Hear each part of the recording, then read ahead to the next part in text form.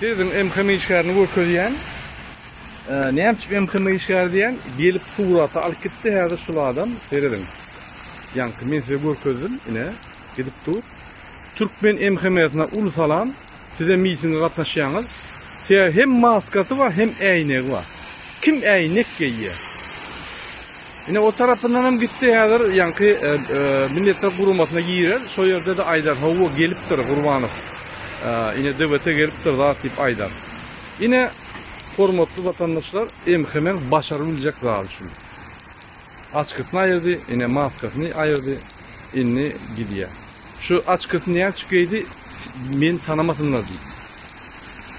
Yöne şunu da bir yerde Avrupa'da bulun yüzüne tüy koysan olmadı ya. Onun için MKM işlerler biz size qarashiyat verdi. Şu gayratlarınız olsa gelin gerek.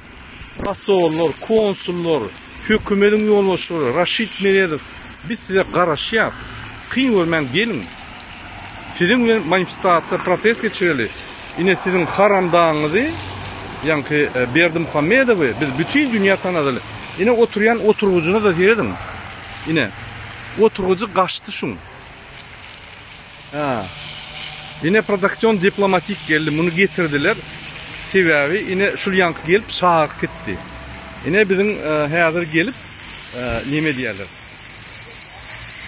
Yine geliyor protesta neme diyorlar. Bizden sorusu.